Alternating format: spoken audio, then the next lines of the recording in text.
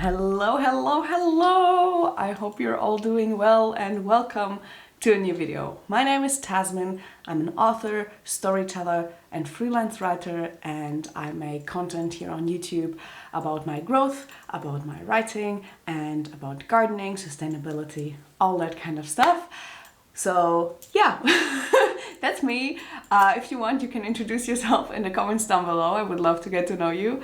And today I am having the third, is it the third or is it the fourth? I think it's the third. Yes, it's the third episode of my Growing Roots series.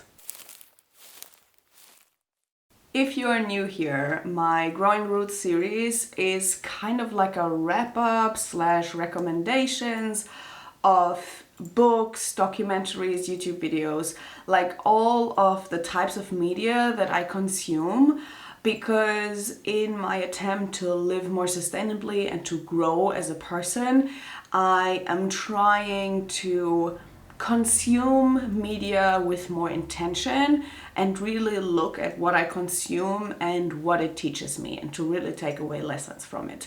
And the Growing Roots series is basically that. It talks about that. It talks about the media that I consumed with intention and about the things that I would recommend or the lessons that I learned from it. First up is, of course, again, books. To be completely honest, in the last couple of weeks-ish, I didn't read that much. In general, I didn't consume media that much with intention like I wanted to, because the last couple of weeks were kind of stressful, both in my personal life as well as in my work life. If you've seen my announcement video, I will link it up above.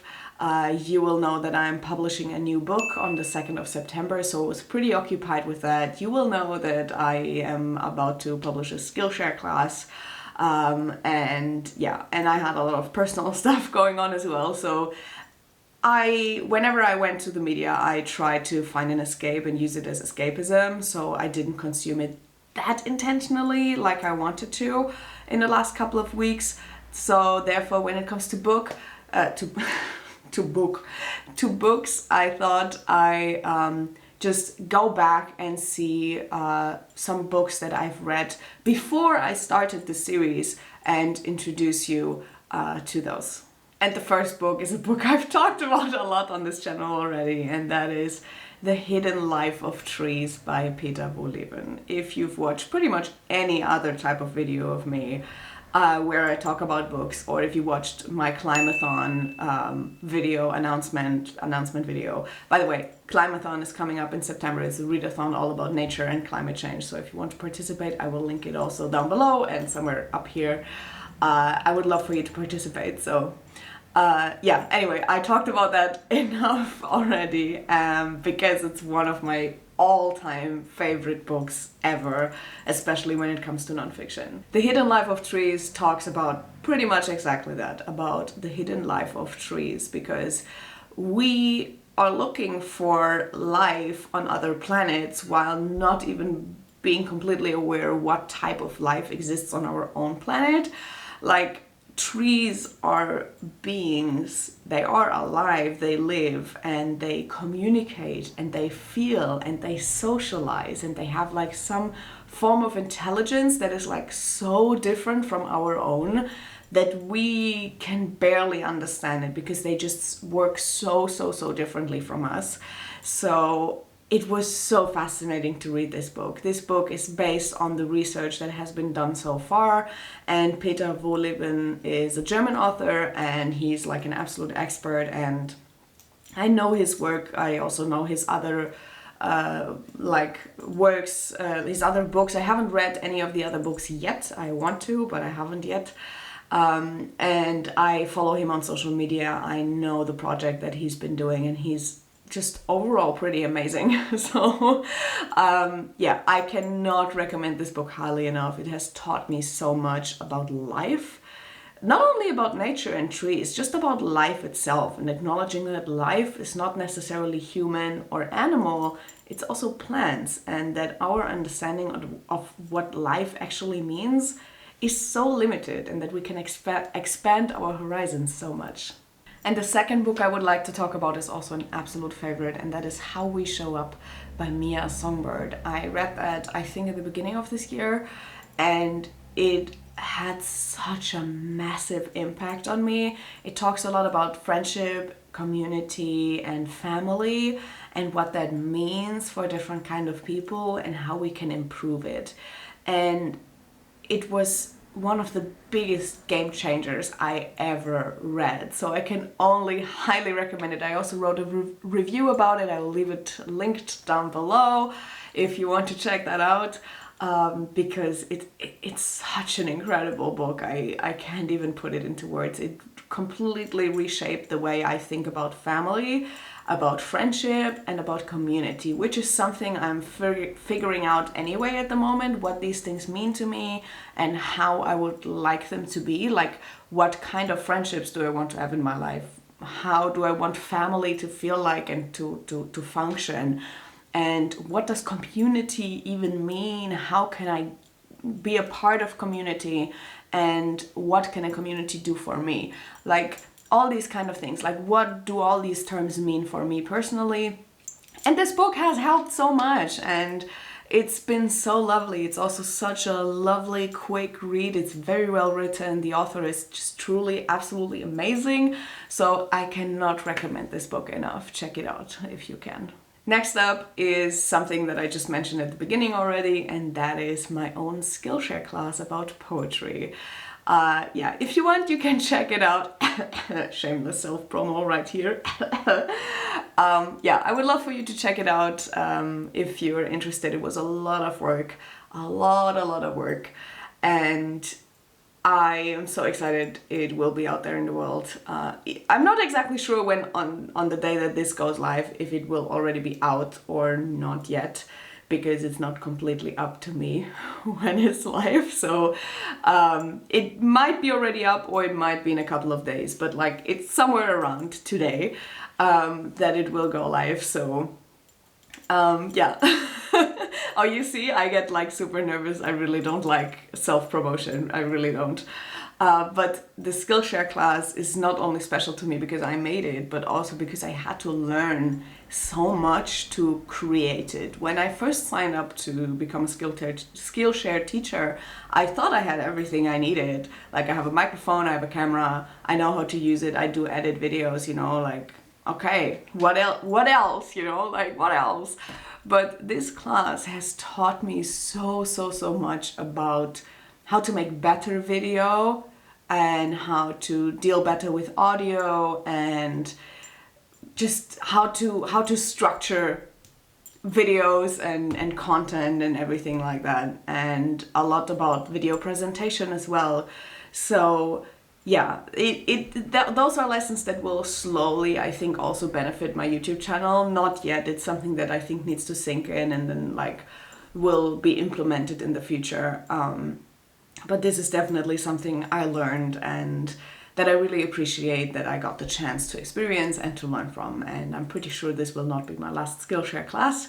So I think there will be more coming up, so that it's just been an overall stressful but lovely and very educational experience. The next topic I would like to talk about is something that doesn't really fit into a category, and that is the EU vote to stop finning in European waters. If you don't know what I'm talking about, this is mostly relevant for European people. If you've seen the documentary Seaspiracy, you know what finning is. And for those of you who don't, it is basically the practice of hunting down sharks and cutting off their fins. And the sharks are being like thrown back into the ocean to die, and the fins are mostly sold to China or to Asia, where they are then sold as like a luxury food item, even though it has like zero nutrition and zero taste, but it's like a traditional food there.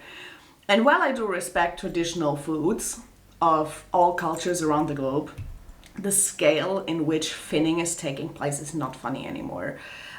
It's already a big problem that sharks, whales, and dolphins are an insane bycatch of the big fishing industry. Like, the amount of dolphins, whales, and sharks that are being killed due to the mass fishing industry that like puts the fish into the stores of countries that don't have an ocean, is already insane and really heartbreaking. But the hunting of sharks just for their fins is so unnecessary, and it happens on such a big scale because it's like such a big industry when it comes to money, because it's a luxury item.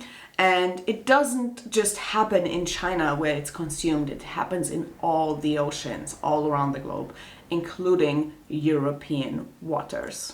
In fact, if I look out of the window right there, there's the ocean, and just above the horizon, actually I saw a boat earlier that could be one of them, just above the horizon, just barely where I cannot see it anymore, this is already where they hunt for sharks. And it's kind of known because a few of them actually like land on Fayal Island and like store their catch, that's the word, I'm sorry, store their catch on Fayal Island before they then at some point move on and sell it to the Asian and Chinese market. It's like something that not a lot of people know, but the ones that do know they can't do anything because the Portuguese military and marine is very small. They can't control the entire waters that belong to them, and also it's not actually really illegal, and that's the big problem. Like those fisheries and those fisher industry boats and whatnot,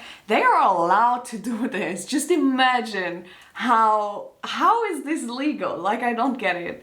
And there is an EU vote that is happening, I think, for the next couple of months, and they are trying to stop this. They want to have a law, a European law, that forbids this from taking place. Of course, there will always be illegal boats out there because, as I said, you cannot control the entire sea, but it's a big step into the right direction and a big step to creating awareness around the topic that this even exists, because I had no idea. And they are still so many votes away from being successful. And yeah, I would love for you guys to check it out. If you live in the European Union, please check it out. Please check it out and please sign. Please, please, please sign. The next category, and today definitely the biggest category, is documentaries and videos. And we're starting out by the documentary Semester, Islands of Faith. As always with documentaries, I will leave the link to the trailer down below. It is, I think, on Netflix, if I remember correctly. It's been a few weeks since I watched this.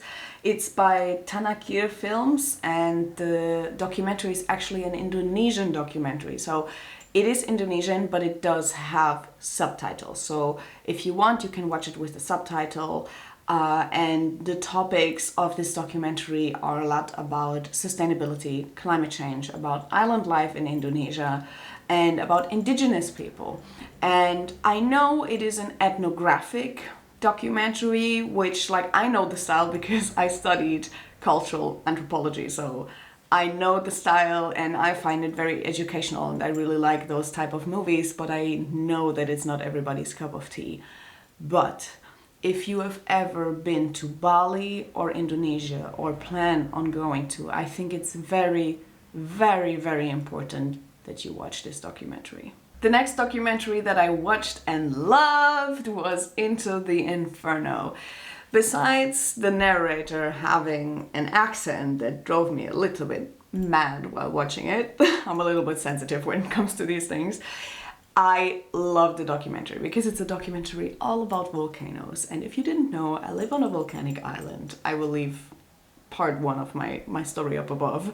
If you didn't know so far, I live on a volcanic island. I have like a massive volcano right in front of my house. And yeah, I love and adore volcanoes. I love them so much, and this documentary really has such stunning images and is so educational, and I absolutely love it. Next up is kind of a movie series, if you will, and it's called Human and is by an artist called Yann Arthus-Bertrand, and you can watch it for free online, the entire thing. You don't need to have Netflix or anything like that. It is available on the website, which I will leave down below, or also on YouTube. It is actually also available in multiple languages, so you will definitely have access to it. And yeah, it's from 2015, so a few years ago, but it's so accurate. Oh my God, it's so on point and it is so touching. This movie series is practically interviews with people around the globe. And it's not like, oh, like people that have money or whatever. It's really like across the board, everyone. People that have money, people that are completely poor, and people from all different types of backgrounds. And they talk about topics like love and war and grief and all these kind of things. And it's so heartbreaking. It's very touching. Practically trigger warnings for almost everything because, well, it talks about life pretty much and about being human, about the human experience. And that involves a lot of things that are very, very hard to hear, very hard to experience, and maybe triggering for you. And it also involves a lot of such beautiful stories. It's both very heartbreaking and so heartwarming at the same time. It shows you really how cruel the world can be, but also how beautiful it can be on the other hand. It's such an amazing project that I cannot urge you enough to give it a look, give it a try, see if you can watch it if it doesn't trigger you too much, because it's really one of the most astonishing artworks, projects, documentaries I've ever seen. And also the soundtrack, so good. So good. The next thing is a very, very short documentary on YouTube, and it is why cashews are so expensive. It's actually just a little short video, and I watched it just a few days ago, and I was like, this is where cashews come from. Like, as I said before, I'm trying to educate myself more on where food actually comes from and how it is produced. This started by me starting to garden and grow my own food, because before that I was very much a city girl and food for me came from the supermarket and that's it. And I had I didn't even know how the plants looked like that belonged to the food. And still until today, there are so many foods where I don't know how they're grown, how are they produced, where do they come from. There's so much that I still need to learn, and I'm in the process of this. And one of my steps towards that was to see this video. And I was completely shocked how cashews are produced and where they come from and the whole process of getting cashews to us, because cashews are one of my favorite nuts. And now I kind of don't want to eat them anymore. Actually, well, it depends. I think it's one of those things that you can eat a little bit of, but like, I will definitely strive away from eating a lot of them. And unfortunately, I also know that I will never grow them myself. That's for sure, because damn. So if you want to watch it, it's definitely worth your little time that you have to invest for this short video. I will leave it down below. A completely different topic, but in my head it goes hand in hand because it's just a matter of my growth, was a YouTube video called A Year Without Social Media, Deleting My Instagram. And it is by Jordan Hawkins. And I just clicked on this on a whim. It was like on my suggestions page, and I was just like, huh, okay, let me give it a try. I think I was procrastinating or something. And I watched this and I was like, damn, yes, I agree so much. This is really like not a documentary at all. This is really just like a standard YouTube video, if you will. But it opened my eyes quite a lot, because I know I have an addiction to the internet, specifically to my phone, but mostly to the internet. I know that. And it's something that I want to work on, but I'm not there yet, because you cannot work on every single issue in your life at once. That's pretty hard to do. And I saw this video, and afterwards I decided to delete my Instagram for an entire month. It is not as extreme as what he did with a whole year without Instagram, but I still saw the exact same effects that he mentioned in the video. And after that month was over, I kind of didn't want to go back.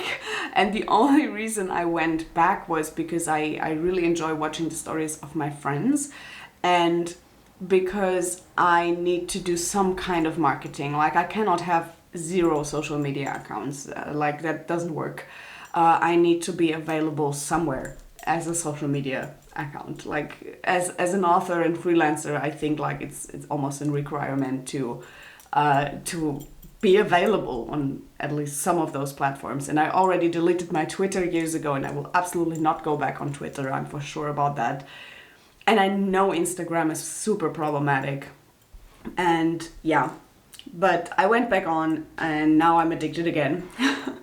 But that month without it really showed me, first, how addicted I was or am, and second, how good life is without social media.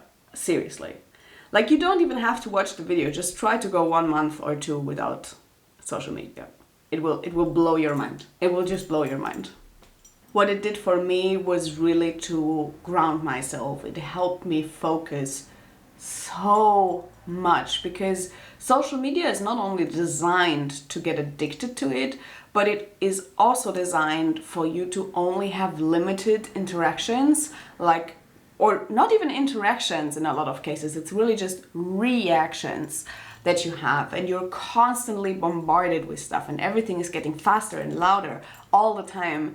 And like, now that Instagram has announced it's no longer a photo sharing app, now it's like videos, reels, so 15 seconds, and you scroll and you scroll, and you have all these people, and you're so overwhelmed and you don't even know it. Like, I have to admit, I do social media and YouTube also as like an escapism, as like my relaxation, but it's not relaxing at all. Just because you don't work doesn't mean you're relaxing, because you are so overwhelmed. And after that month of not being on Instagram, I really felt like that constant feeling of being overwhelmed just like subsided and went away. And I was able to focus so much more, and to really also cure my own mental health to a degree that I wasn't able to do before. So I think maybe in the upcoming months I might do that again and delete my Instagram for a month or 2, because it was really good. And last but not least, ironically, after me talking about how Instagram is toxic, I have an Instagram account for you. Or more or less, it's an influencer that is currently growing her online business. Her name is Farah, or Farah the Frequency, and I hope I pronounced her name right. I really apologize if I didn't. And she is absolutely incredible. I have been following her for a couple of months now, because she was doing sound therapy, or like frequency therapy with her voice. She has such a beautiful voice, and with like those chanting bowls. I don't know the name of them, I'm sorry. But it was so beautiful. I just discovered her one day randomly, and I followed her because of her beautiful voice, because it really resonated with me, touched me deep within. And in the last couple of weeks and months, she has been on a spiritual healing journey, and she glows. It's amazing. Like, she is doing all these beautiful movements and finding her feminine energy and loving her body and really becoming herself. And I love watching her. Everything that she says resonates so deeply with me, and I can see her blossom and glow, and it's so amazing, and it really gives me a lot of joy. And it also really reminds me to work on my own healing and spiritual journey, which I have neglected a lot this year. So she really reminds me to tap back into my own energies and let them flow. So that was it. Thank you so much for watching this video. Please let me know in the comments down below if you read or watched or learned anything recently that you would like to share that has maybe shaped your life or influenced you in a way, or gave you some new information that you didn't know. I would love to know, and I see you next week with another video. Goodbye!